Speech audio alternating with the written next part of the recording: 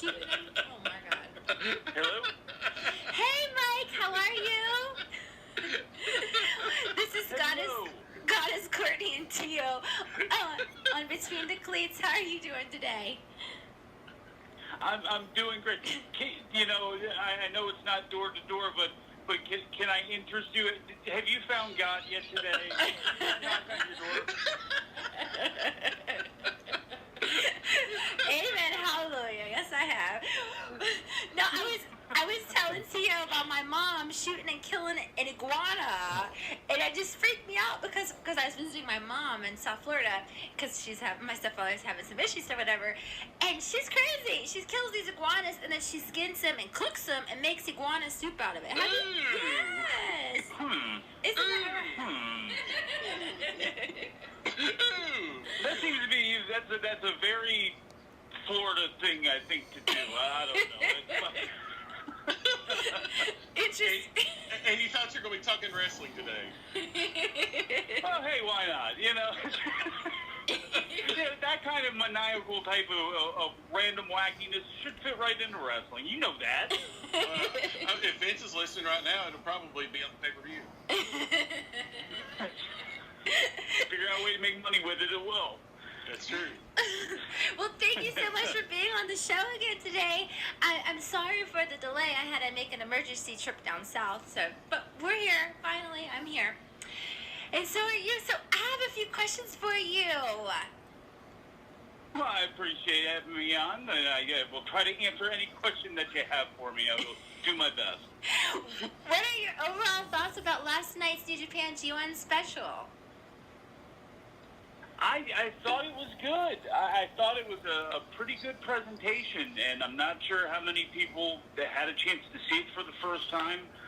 Those people with Access TV or wrestling fans with Access TV had a chance to possibly see New Japan live for the first time, since most of the time that New Japan airs in America, it's 4 o'clock in the morning Eastern time or so for the start of their shows, obviously, because they take place in Japan, but they came to Long Beach, California for the weekend with shows on Saturday and Sunday night, and the first one being on Access. And I thought it was a good presentation of what New Japan is.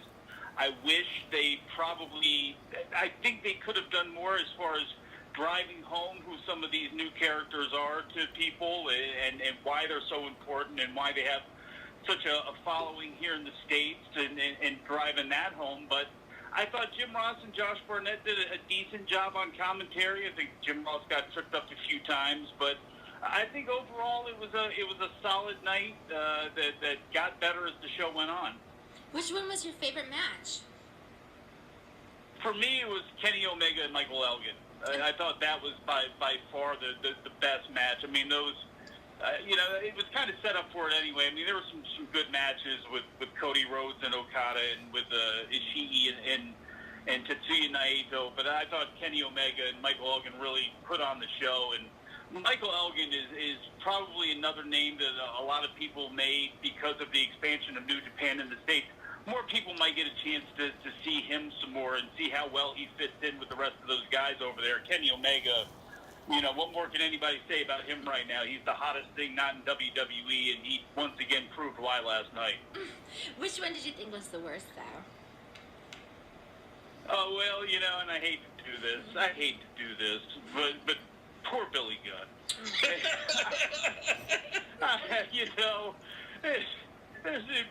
Billy Gunn, which, I have no animus towards Billy Gunn at all. I love the New Age Outlaws. I appreciate him and his character and he's been a survivor in wrestling. He's been some shitty gimmicks and some bad stuff, and he has survived, and hey, still looks amazing for 53 years old or whatever it is, but him in the New Japan ring with those guys, to try to juxtapose that was not good, and the little bit of time he had in the ring with Hiroshi Tanahashi did not make you want to see his match with him tonight for the Intercontinental title, especially if Tanahashi's got a torn bicep, which he does. So everything is kind of working against that, although if you want to put a positive spin on things, expectations are so low for it tonight that anything is probably going to be better.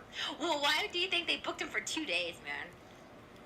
I have no. You know what? Because I think he's probably doing some of the training of it when they send guys over to here, and he's a name that, he's as big of a name that was out there, I guess, that they've worked with in the past or in the recent past that would have been a name that old WWE fans would hear. And I think they got caught up in that a little bit of, we're going to take the big name and put them up against our big name, just kind of misreading that. Unfortunately, and again, no offense, Billy Gunn popping up on a middle of the card on a random independent show is going to get a pop. It'll probably get some good feelings. Mm-hmm. Them booking Tanahashi against him, it was just, I think, a big miscalculation. Tonight's show started at 8. Can you give us a preview of the matches? I can. The U.S. title tournament, which is kind of the basis of this whole thing, why they're here. They're crowning a new United States champion. Mm-hmm. In the tournament, Jay Lethal from Ring of Honor, Kenny Omega, Zack Sabre Jr. from Evolve Wrestling, and Tomohiro Ishii all advanced last night, all getting wins. So they face off against each other. Lethal and Omega.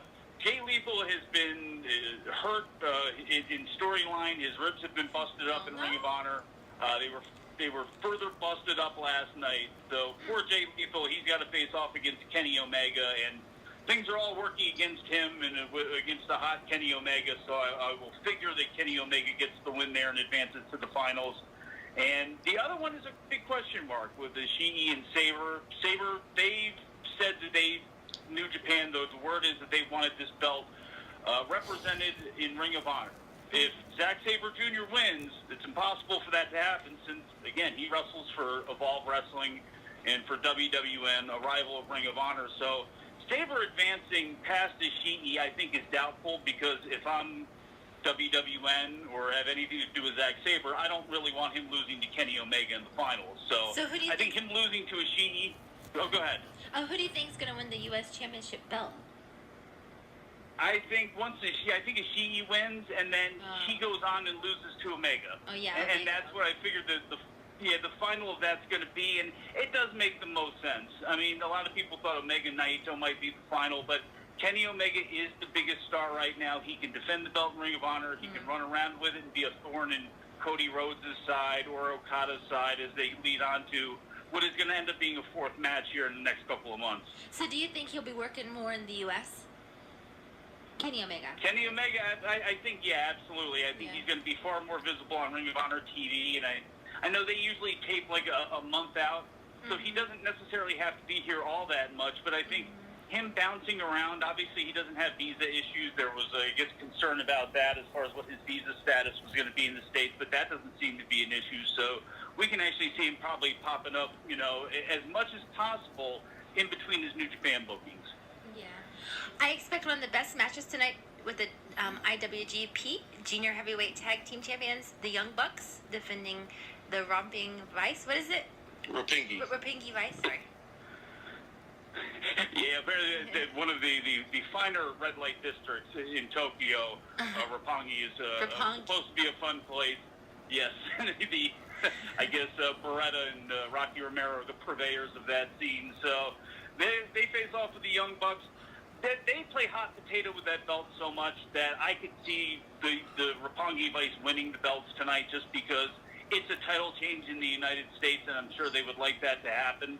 So either way, it doesn't really matter. The Young Bucks are still as popular as Kenny Omega is. There's very few that are in his air, and the Young Bucks are certainly there. I mean, my God, they have shirts in Hot Topic, as they kept saying last night on the show. They can't lose. They can't be in the first match. We have shirts in Hot Topic. The G1 Climax is around the corner. What are your thoughts on Omega versus Suzuki and Omega versus Okada Part 3? Omega and Okada is going to be great again, and the question is, they went 60 minutes and all these G1 tournament matches because there's so many of them. There's a 30-minute time limit, so it'll be interesting to see how they play this thing. It's a way for very possibly Kenny Omega to get a win over Okada. That obviously the title's not on the line in this situation, or there's no titles on the line, so Omega can get the win over him, which may set up a match for possibly their WrestleMania, which is at the Tokyo Dome on January 4th. that's very possibly a way they could go. I'm not sure. Again, there's so many options for the G1 on who could possibly win and what it sets up. I'm picking Kenny Omega right now against Kota Ibushi in the finals, with Kenny Omega actually getting the win in the whole thing, which leads to a match between him and Okada. It's a fifth match, or I guess it would be at this point, between the two of them that would take place on January 4th. It just seems to be the natural direction to go, and their matches have been so amazing this year and have been so eye-opening, and I don't want to say revolutionary, but, you know, there are people that are seeing these matches who are younger wrestling fans and going, this is the best stuff we've ever seen. And I think there's actually, you know, that doesn't mean a whole lot right now, so you might as well continue to ride that wave. We have some fan questions for you. In your opinion, Sure. In your opinion, who was the best wrestler of the 70s decades, the 80s decades, the 90s decades, 2000 and 2010s? Oh, God.